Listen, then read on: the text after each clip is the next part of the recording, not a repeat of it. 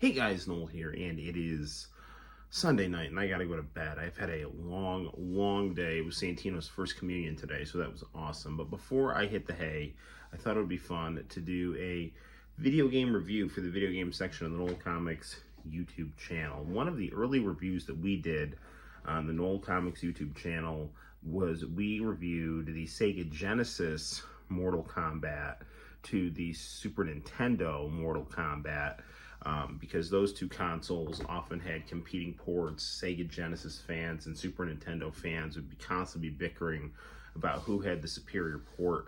Now, when it came to Mortal Kombat 1, it wasn't even close. Sega Genesis Mortal Kombat 1 blew the Super Nintendo Mortal Kombat 1 out of the water with smoother gameplay, better music, and a much more accurate arcade presentation that included attract modes and fatality and the blood codes, all intact in line with the arcade. Mortal Kombat 2 was a different story.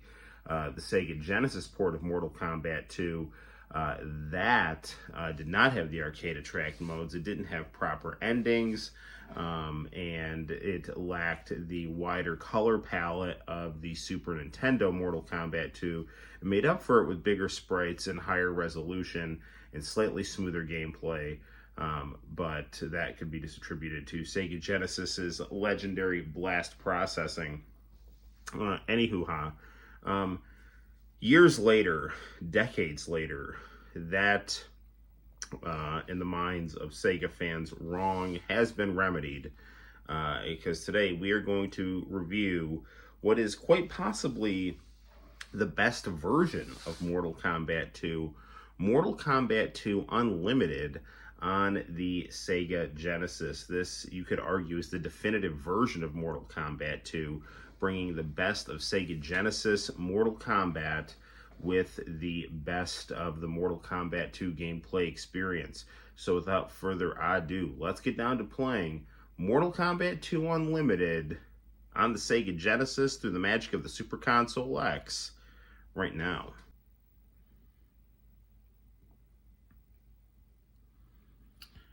Okay, so now we will see our familiar cast of characters: Acclaim, Probe. But one thing that will be new to this version of Mortal Kombat is a full arcade attract mode that is presented in its entirety.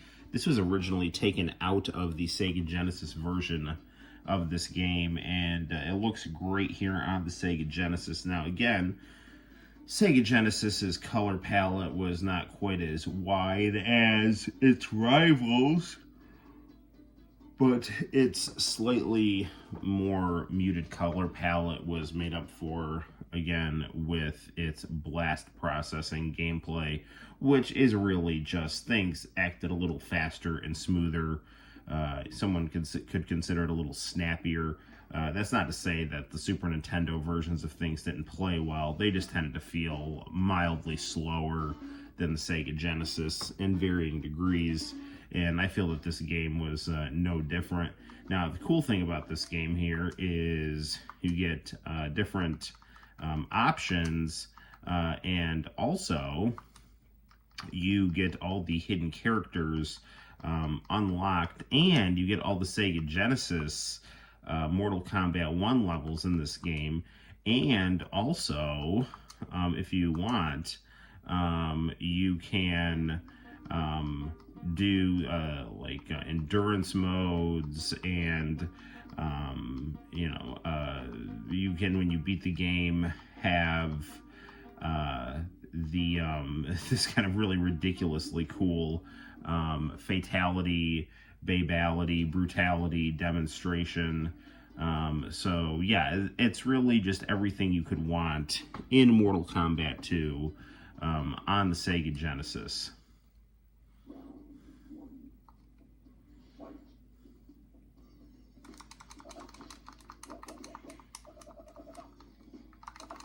Liu Kang is always my go-to for just, if I want reliable gameplay.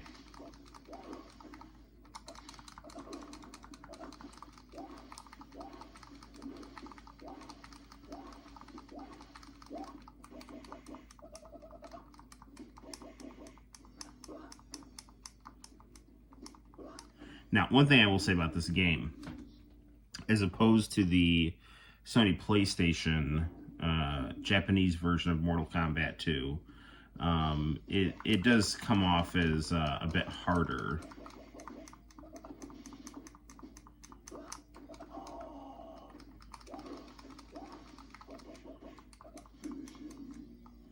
Now, to this day, I'm still not good at Mortal Kombat 2 fatalities, so... Mortal Kombat 1 fatalities, I know like the back of my hand. And I was always mad that Reptile did not play like he did in Mortal Kombat 1.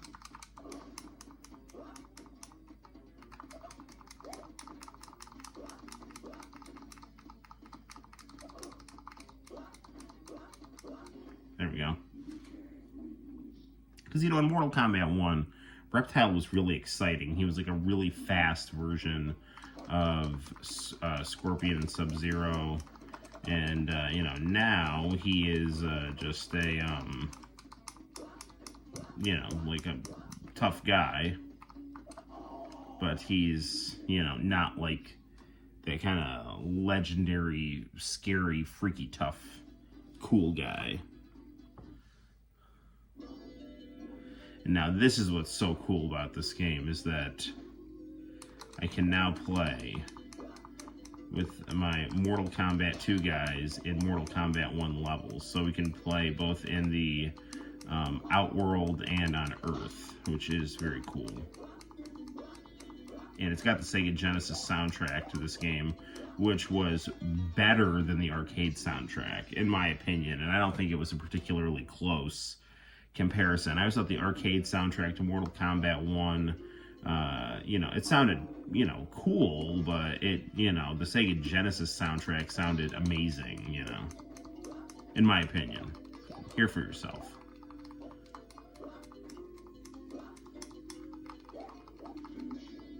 Alright. Nah, I tried to do my 360 and it didn't work.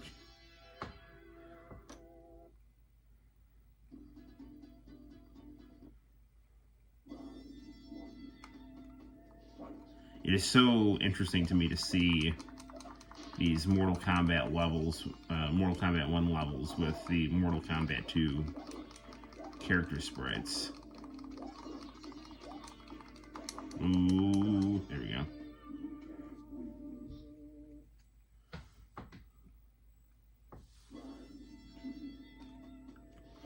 I can't remember who it was, but I was watching a review of this game on YouTube, and the person who was reviewing it said, you know, man, this would have been great in the 90s, you know? And I was like, this really is, if this was the port that Sega Genesis got, it would have been just lights out.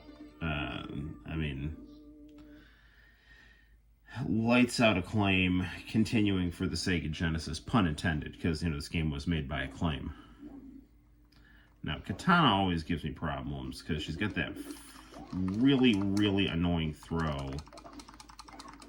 And there it is right there.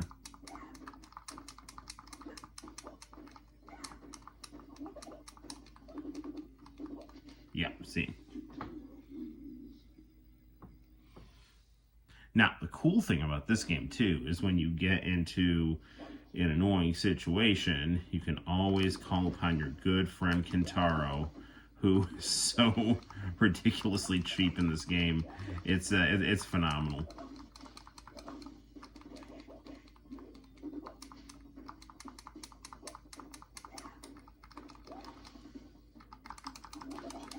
Damn it.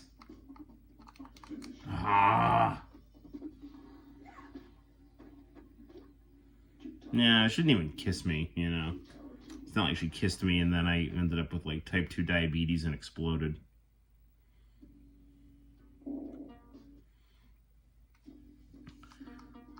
What else is cool? We can meet Noob Saibot, Sub-Zero's older brother. We'll be him right now. So he'll play a lot like the original Sub-Zero, which is cool. Now, for those of you who don't know, Sub-Zero in Mortal Kombat 1 was killed by Scorpion and turned into Noob Saibot. And then the Sub-Zero in this game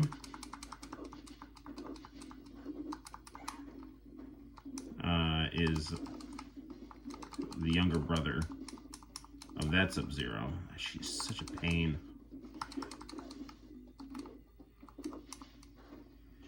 Oof.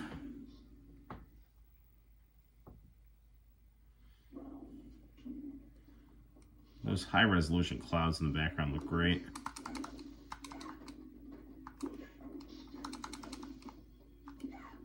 See?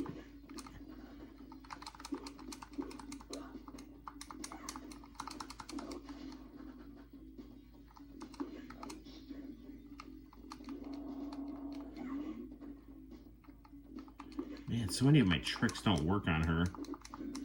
You know, she's always half step ahead of me. Oh, there we go.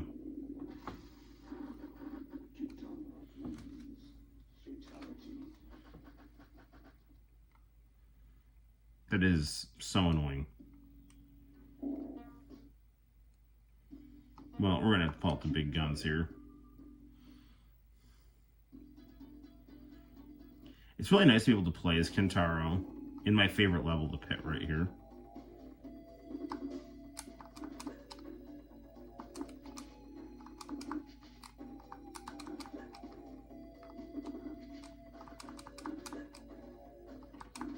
There we go. Kentaro smash. Not to make excuses, but, you know, I'm playing this with a PlayStation style controller on here, which the buttons are not mapped in necessarily the most convenient way.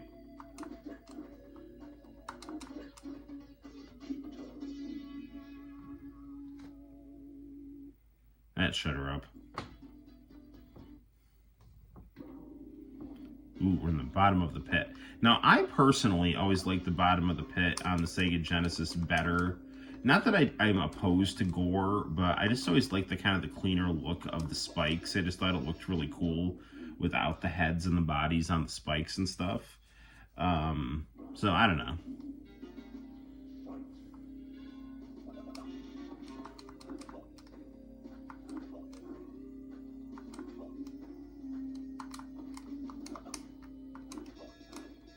There we go.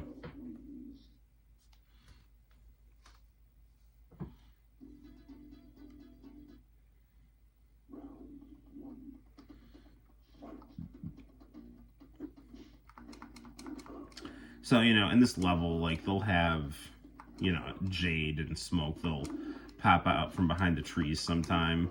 And I was playing Street Fighter the movie, the arcade game, which I am planning to review on the channel very soon. And in the background of, like, M. Bison's level, like, Akuma's just, like, walking around in the background. But it looks like he's just, like, walking around like he got up in the middle of the night, like, going to the refrigerator. You know, he's just, like, walking past the doorway. You know, like, what? Actually, I think one time he's, like, fixing his belt also, which is really funny. Oh, it's Butterface Molina.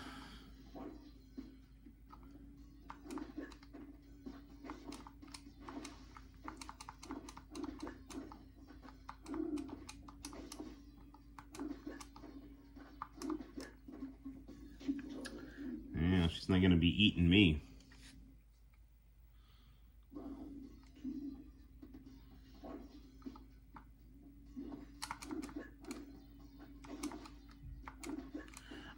I do like the aesthetics of Mortal Kombat 2 quite a bit, but to me, the aesthetics of Mortal Kombat 1 are still the best. They were a lot, you know, brighter and more vibrant, and, you know, the fact that, for example, like, this is the Mortal Kombat 1 level, compare it to the really dark, kind of gloomy level that they just had. Now, I understand that's by design, it's an aesthetic choice, but the fact that the Mortal Kombat 1 levels are included in this game are great.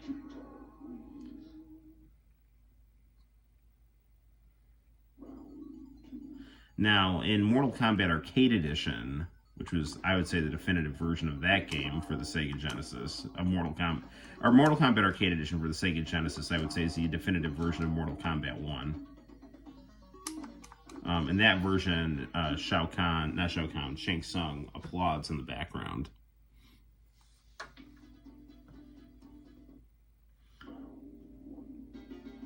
Ooh, it's Goro's lair. So yeah, it's kind of fun. It's just you get into trouble, just call upon your good friend Kentaro, and when the game starts getting cheap, just punch people in the face. Now, obviously, if you are looking for a more challenging playthrough, you don't have to be Kentaro. You can, just keep being different characters and see how it goes.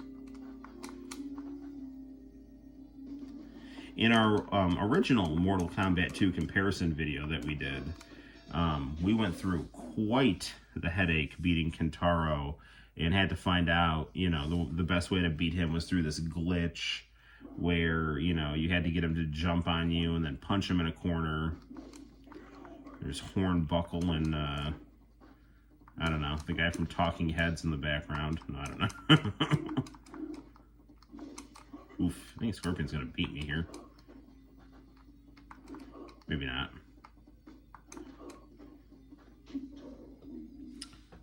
Yeah, your harpoon is no match for my punch to the face.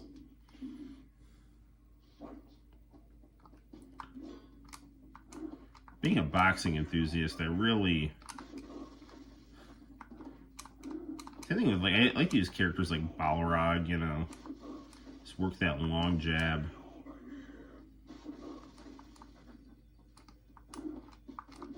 Goofy, you think he's gonna get me? Maybe not. No, like, wow, you got him. Suckered him in.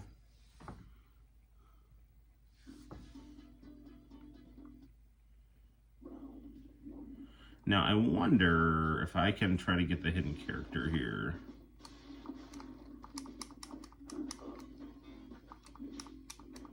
I think I just gotta use, like, low kicks, right?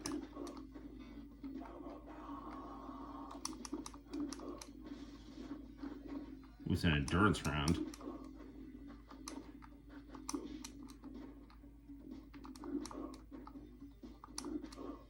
Okay, there's one.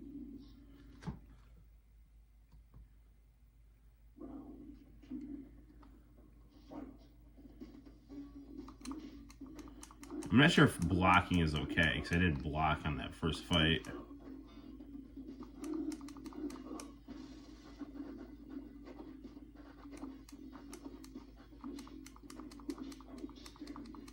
Uh-oh. There we go.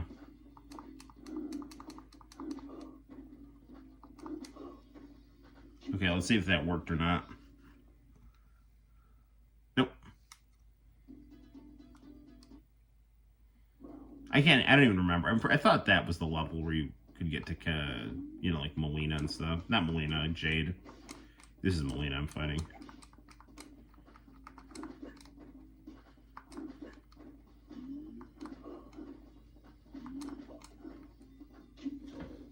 There we go. This game looks beautiful on this monitor, too.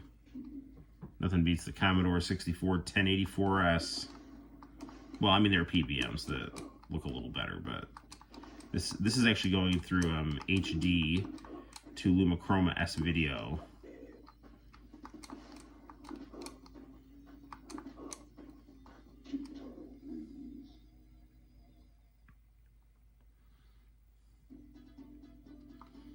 Now I have to fight the ultimate existential battle.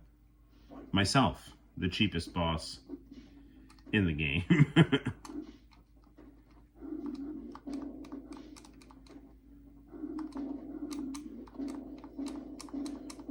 I bet I'm gonna lose here.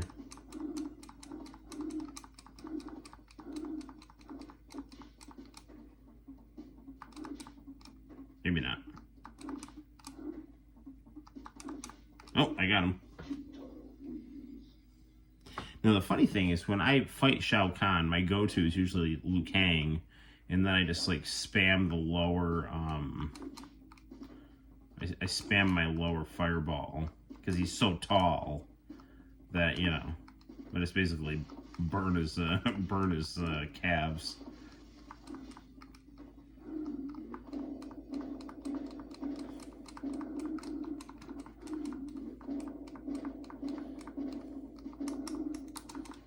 There we go.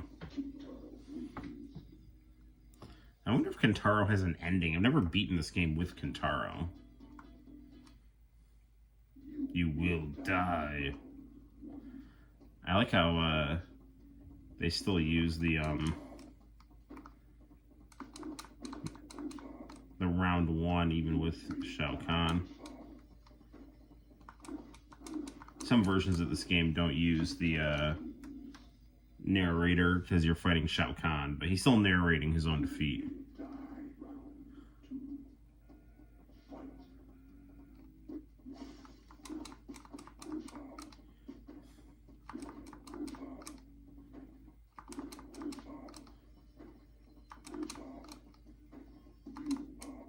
Okay, let's see what happens now.